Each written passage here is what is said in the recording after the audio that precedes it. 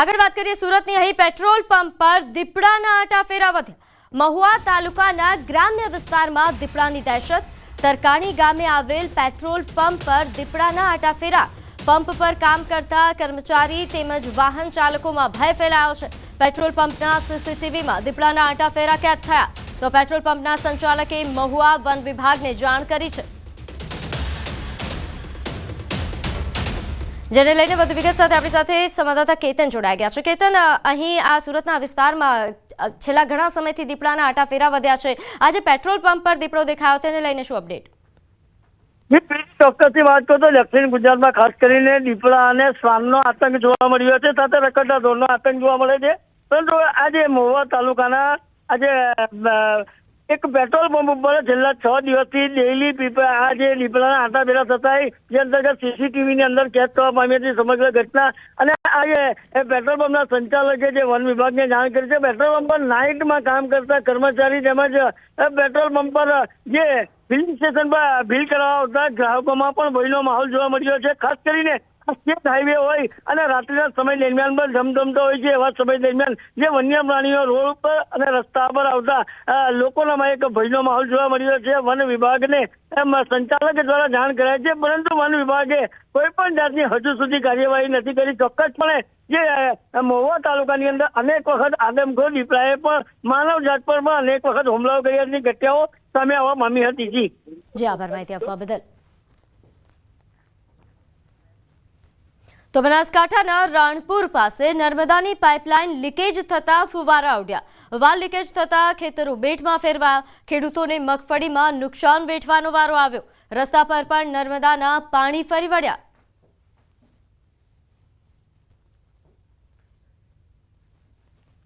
તો આ તરફ અંજાર પાસે આવેલી વેલ્સપન કંપની સામે ગામ લોકોનો વિરોધ જોવા મળ્યો। કંપનીએ અહીં અજાપર ગામના ગૌચર જમીનમાં વીજ લાઇન પસાર કરવા માટે કામગીરી શરૂ કરી, જેના કારણે ગ્રામજનોએ વિરોધ નોંધાવ્યો છે। અંજાર તાલુકાના 4 ગામોમાંથી વેલ્સપન વીજ લાઇન પસાર થવાની છે। ગામના પશુઓના ચરિયાણ માટેની અનામત જમીન હડપ કરવા સામે ગામમાં આક્રોશનો માહોલ છે। ગામના લોકો સાથે કોઈ પણ વાત કર્યા વગર કંપની દ્વારા ટાવર નાખવાનું કામ શરૂ કરાયું હોવાનું સ્થાનિકોનો આક્ષેપ છે। જો ટાવર નાખવામાં આવશે તો ગૌચર જમીનને અને ખેડૂતોને હાલાકી પડશે। 220 કેવી ભચાઉથી 220 કેવી વેલ્સપન એ સબસ્ટેશન સુધી લાઇનના મુદ્દે વિવાદ થયો છે। આ દરમિયાન પોલીસ અને સ્થાનિકો વચ્ચે ઘર્ષણ થયું હતું। હાલ ખેડૂતો વળતર આપવાની માંગ કરી રહ્યા છે। પોલીસને પણ એને પૂરેપૂરું દબાણ કર્યું હતું કે ગૌ સેવા માટે તમે ખાસ લડજો, અને આજે એને ઢીલી નીતિ અપનાવી અને જે અમે ગામની ગાયો માટે લડીએ છીએ, અને આજે ગામની બહેનો ઉપર પણ લાઠીચાર્જ કરવામાં આવ્યો અને અમને પણ 2 કલાક સુધી ગોધી રાખ્યા હતા। એમ અમારે અહીંયા વેલ્સપન કંપની દ્વારા આજ કોઈ પણ ગામને અથવા અમારી સમિતિને જાણ કર્યા વગર તાનાશાહી કરી અને આજે અહીંયા વેલ્સપન કંપની વીજના થાંભલા ખોડવા માટે કામ ચાલુ કરેલ, અને અમારે ગ્રામજનોની જાણ થતાં અમે ગ્રામજનો અહીં આવી અને એ કામ અટકાવેલ છે। અને ગ્રામજનો માથે પોલીસ દ્વારા ખૂબ અત્યાચાર કરવામાં આવ્યો છે। આ ટાવર ને લીધે ગૌચરમાં ટાવર નાખતા હતા, અમને કઈ કહ્યું નથી, પૂછ્યું નથી, ડાયરેક્ટ આવી કરીને આવી ગયો કાફલો ને ધક્કાધુક્કી કીધી ને લેડીઝો ઉપર લાઠીચાર્જ અમારા ઉપર પણ કીધી। શું માંગ છે અમારી? માંગ અમને વળતર કરે ને તેનો ધંધો બંધ કરી દે। આજે અમારે આ ગાય હારું થઈને થાંભલા ખોલવા આયા ને અમારા છોકરા પેલા આયા, તો ગાય હારું થઈને તો છોકરા આવે જ ને, કાંઈ અમે એવું તો છે નહીં કે અમને કાંઈ 5 રૂપિયા ખપતા હતા। આ તો ગૌ માતા હારું હે ને, કા તો છોકરાને આમ તેમ કરવા લેડીઝ હોય તો લેડીઝને મારવા માંડી જાય। આગળ વાત કરીએ અમદાવાદની, અહીં તોડબાજ યુટ્યુબર અજેફ તિરમજીની ધરપકડ કરાઈ। આરોપી સામે 9 જેટલા ગુના નોંધાયા હોવાનું ખુલ્યું। ફરિયાદી ફરહાને ગાયકવાડ પોલીસ સ્ટેશનમાં ફરિયાદ નોંધાવી હતી। આરોપીઓ લોકોના અંગત ઝઘડાનો વિડીયો પોતાના સોશિયલ મીડિયા એકાઉન્ટ પર મૂકીને ખંડણી માંગતા હતા। આરોપીઓ ફરિયાદી પાસેથી પણ આ જ રીતે 10,000 રૂપિયા માંગ્યા હતા। ફરિયાદીએ 5,000 આપી પણ દીધા। જો કે વધુ પડતી હેરાનગતિથી કંટાળીને આરોપીએ ફરિયાદ નોંધાવી હતી। પોલીસે મુખ્ય આરોપીને ઝડપી કાર્યવાહી હાથ ધરી, જ્યારે આ ટોળકીના અન્ય 3 ફરાર આરોપીઓને ઝડપવા માટે પોલીસે તપાસ શરૂ કરી।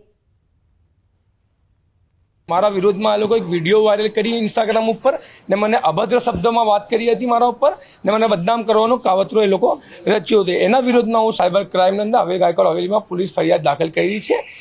માનહાનિનો કેસ પણ હું આપણે કોર્ટમાં દાખલ કરેલ છે. મૂળ 4 આરોપીઓ બતાવેલા છે, જેની અંદર ઓજબ તિરમિજી જેની ધરપકડ થઈ છે, આબેદા પઠાણ અને એના હસબન્ડ અને એક આઝીમ ખાન. આ 4 આરોપીઓ છે ટોટલ. એમાં 3 આરોપીઓની ધરપકડ બાકી છે. જે મુખ્ય આરોપી છે જે કિંગપિન છે એની ધરપકડ આજરોજ કરવામાં આવી છે. સદર આરોપીઓ અને એમની ગેંગ વિરુદ્ધ ટોટલ 9 ગુનાઓ દાખલ છે, જેની અંદર હાલમાં શાહપુર અને ગાયકવાડ હવેલીના 2 ગુના, આ પ્રકારે 3 ગુનામાં આ 4 આરોપીઓ વોન્ટેડ છે. મુખ્યમંત્રી ભૂપેન્દ્ર પટેલની અધિકારીઓને ટકોર. ખેડામાં નડિયાદના કાર્યક્રમમાં તેમણે ટકોર કરી. સ્વચ્છતા અંગે મુખ્યમંત્રીએ ટકોર કરી હતી. અમે આવીએ તે પહેલા રીલ્સ બની જાય છે. સાહેબ આવે છે, રોડ બની ગયા, સ્વચ્છ થઈ ગયા. અમે એવું નથી ઈચ્છતા કે સ્વચ્છતા રોજ હોવી જોઈએ. પ્રજાજનોને કોઈ તકલીફ ન પડે એ પ્રકારનું આખું આયોજન હોવું જોઈએ. તે પ્રકારનું નિવેદન મુખ્યમંત્રી દ્વારા આપવામાં આવ્યું. રીલ્સ તો બનાવો, પરંતુ આપણે એમાં પોઝિટિવ લેવાનું છે. સ્વચ્છતા જરૂરી છે અને તે દરેકને ગમે છે.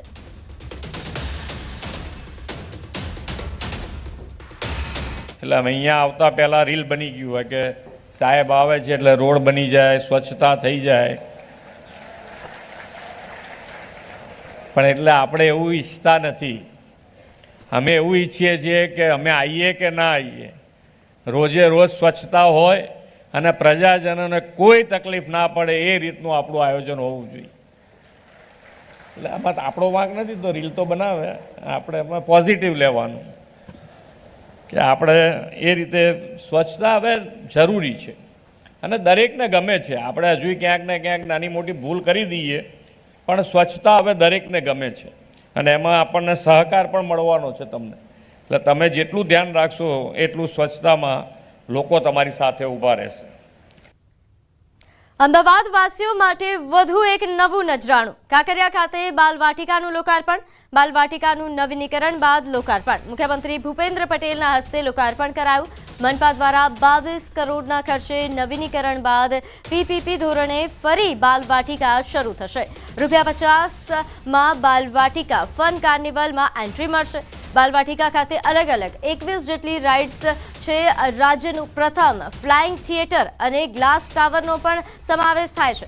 શહેરીજનો તેનો પણ આનંદ માણી શકશે. આજથી અમદાવાદના શહેરીજનોને બાલવાટિકામાં પ્રવેશ મળશે.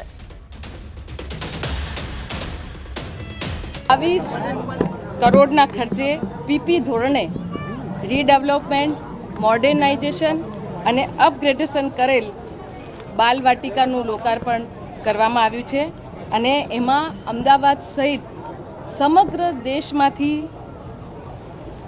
કાંકરિયા લેકફ્રન્ટની મુલાકાતે આવનાર સૌ પર્યટકો અને તેમાં પણ બાળકો માટે ખૂબ જ ગર્વની બાબત છે.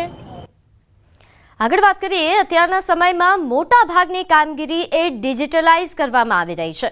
ત્યારે હવે અમદાવાદ મ્યુનિસિપલ કોર્પોરેશન દ્વારા વધુ એક કામગીરી ડિજિટલાઇઝ કરવામાં આવી. ટેક્સ માટેની તમામ કામગીરી એ ડિજિટલાઇઝ બનશે. અમદાવાદમાં વોર્ડ ઇન્સ્પેક્ટરને 220 જેટલા ટેબ્લેટનું વિતરણ કરવામાં આવ્યું છે. ટેક્સ પેયરનો ફોટાથી લઈને સ્થળ અંગેની કામગીરી માટે ટેબ્લેટનું વિતરણ કરાયું. આ સાથે કોઈપણ ટેક્સ એ પેયર આકારણી માટે ઝોન ઓફિસમાં ફરિયાદ કરશે તો વોર્ડ ઇન્સ્પેક્ટર દ્વારા મકાનની તમામ માહિતી એ ટેબ્લેટમાં એડ કરવામાં આવશે. આમ કામગીરી પણ સરળતાથી થશે અને ઝડપી થશે. આદરણીય પ્રધાનમંત્રી હંમેશા એવું કહે છે કે આવનારા સમયમાં ટેકનોલોજીના આધાર ઉપર સરકાર ચાલે અને એમાં ડિજિટલ ટેકનોલોજી. એટલે આ રીતે આપણે જ્યારે ટેબ્લેટ આપીશું તો જે કાગળ પેન ઉપર કામ થતું હતું હવે ટેકનોલોજીના આધાર ઉપર ટેબ્લેટ ઉપર કામ થશે અને વધુ ચોકસાઈથી થશે. એના ગૂગલ મેપ દ્વારા એના લોકેશન લેવામાં આવશે, ટેક્સ પેયરનો ફોટો લેવામાં આવશે. એ રીતે વધારે પારદર્શી વહીવટ થાય તે આશયથી કુલ મળાઈને 220 ટેબ્લેટ વોર્ડ ઇન્સ્પેક્ટર અને ડીસુ લેવલના કર્મચારીઓને આપવામાં આવી રહ્યા છે. અમદાવાદમાં પિરાણા ડમ્પિંગ સાઇટ પર વેસ્ટ ટુ વન્ડર પાર્ક બનાવવામાં આવશે. 700 એકર જગ્યામાં પાર્ક ઊભો કરવામાં આવશે, જેની કામગીરી 3 તબક્કામાં થશે. રોડ, પાણી ડ્રેનેજ તેમજ ગાર્ડન સહિતની સુવિધા ઊભી કરવામાં આવશે. બીજા તબક્કામાં એ ડમ્પિંગ નિકાલ કચરામાંથી બનતી અલગ અલગ વસ્તુઓ સહિતની વસ્તુઓના ગાઈડન્સ માટે સેન્ટર ઊભું કરવામાં આવશે. ત્રીજા તબક્કામાં મિથેન ગેસ પ્રોડક્શન એ બાયોડાયવર્સિટી પાર્ક ભવિષ્યમાં આવનાર પ્લાન્ટ માટે પ્લોટિંગ અને ગાર્ડનિંગ સહિતની સુવિધા ઊભી કરવામાં આવશે. હાલમાં વિસ્ટુ વંડર માસ્ટર પ્લાનમાં ટોટલ અમે 3 તબક્કામાં કામગીરી કરવાના છીએ. પ્રથમ તબક્કામાં જે આખો 700 હેક્ટરનો જે વિસ્તાર છે એ અત્યારે હેફાઝાર્ડ મેનરમાં અત્યારે ડેવલપ થયો છે. તો એને આખો વ્યવસ્થિત ગ્રીડ પેટર્નમાં ડિઝાઇન કરીને સૌપ્રથમ ત્યાં રોડ, રસ્તા, પાણી એની વ્યવસ્થા ઊભી કરવામાં આવશે. એમાં સ્ટ્રીટ લાઇટ બી ઇન્ક્લુડ કરવામાં આવશે, લિનિયર ગાર્ડન બી ઇન્ક્લુડ કરવામાં આવશે અને ઓપન સ્પેસ ક્રિએટ કરીને ત્યાં મોટા પાયે ડેન્સ પ્લાન્ટેશન બી કરવામાં આવશે. બનાસકાંઠાના અંબાજી મંદિર ટ્રસ્ટને 400 કિલો ચાંદીનું દાન મળ્યું છે. માફ કરજો, 40 કિલો ચાંદીનું દાન મળ્યું છે. અંદાજે ₹46 લાખની કિંમતની ચાંદીનું દાન મળ્યું છે. અમદાવાદના શ્રદ્ધાળુઓએ ગબ્બર ગોખના દરવાજા અને ભૈરવ મંદિરની જાળીના દ્વાર ચાંદીના બનાવીને ભેટ આપ્યા છે. સાથે મોટું છત્ર પણ ટ્રસ્ટને ભેટ ધર્યું છે. દાતાએ પોતાનું નામ અને ગામ બંને ગુપ્ત રાખીને 40 કિલો ચાંદીનું દાન કર્યું. ટ્રસ્ટના ટેમ્પલ ઇન્સ્પેક્ટર અને વહીવટદારે દાન સ્વીકાર્યું.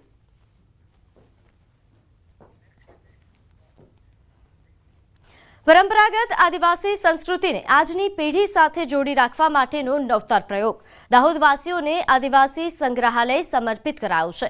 આ આદિવાસી સંગ્રહાલયમાં આદિવાસીઓના રીતિરિવાજ, પહેરવેશ, ખાણીપીણી અને રહેણી કરણી તેમજ લાકડા, માટી અને લીંપણ કરીને બનાવેલા પ્રાકૃતિક ઘર વિશે બતાવવામાં આવશે. આદિવાસી સંગ્રહાલયના બાંધકામની શરૂઆત વર્ષ 2022માં કરવામાં આવી હતી, જેનું વર્ષ 2025માં વડાપ્રધાન નરેન્દ્ર મોદી દ્વારા વર્ચ્યુઅલી લોકાર્પણ કરવામાં આવ્યું હતું. આ સંગ્રહાલય બનાવવા પાછળ 16.65 કરોડનો ખર્ચ થયો છે. આ સંગ્રહાલયમાં આદિવાસી લોકજીવનની ઝાંખી જોવા મળી રહી છે. આ સંગ્રહાલય થકી આજની પેઢીને બતાવાયું છે કે પહેલા લોકોની જીવનશૈલી કેવી હતી. આ સંગ્રહાલય એ દાહોદ જિલ્લાને નવી ઓળખ આપશે. અમે જે ટ્રાઇબલ મ્યુઝિયમ છે એની મુલાકાત લીધી છે. એની અંદર અમને સંપૂર્ણ જે દાહોદ જિલ્લો છે અને આજુબાજુનો વિસ્તાર છે ત્યાંની જે આદિવાસી સંસ્કૃતિ છે એના દર્શન થાય છે અને સરસ મજાની પ્રતિકૃતિઓ મૂકેલી છે. ઉપરાંત જૂના સમયની અંદર જે અહીંના વિસ્તારના લોકો કઈ રીતે રહેતા હતા એની પ્રતિકૃતિઓ મૂકેલી છે. એમની રહેણી કહેણી કઈ રીતની હતી, એ ઉપરાંત કે લોકો રસોઈ કઈ રીતે કરતા, એમના ઢોર ઢાંકર કઈ રીતે બાંધતા.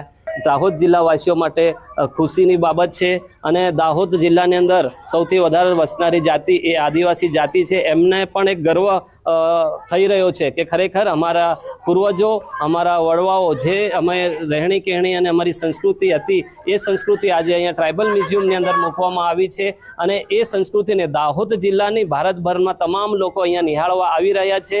પોતાના પૂર્વજોની જે સંસ્કૃતિ ભૂલી જઈ રહ્યો છે.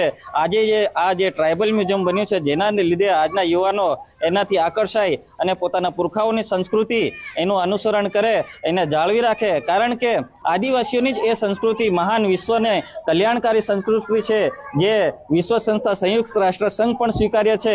આજના સમયમાં જ્યારે આ એસી નો ઉપયોગ કરે છે, લોકો ટેકનોલોજીનો ઉપયોગ કરે છે, અતિશય ગરમી છે, ત્યારે હું એક સંદેશ કહેવા માંગીશ લોકોને કે આજના સમયમાં પણ આપણે ગામડા તરફ થોડું વળવું જોઈએ અને ગામડાની જે સંસ્કૃતિ છે, જૂના ઘરો છે એને જાળવી રાખવું છે. જૂના સમયનું જે બાંધકામ છે, જૂના સમયની જે રહેણી કહેણી છે એ વૈજ્ઞાનિક નીતિને આધારિત હતી એમ હું અત્યારે કહી શકીશ.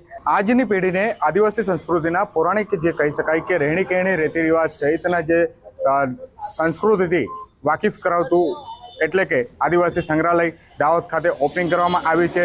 પૌરાણિક રીતે જે આદિવાસી સમાજના લોકો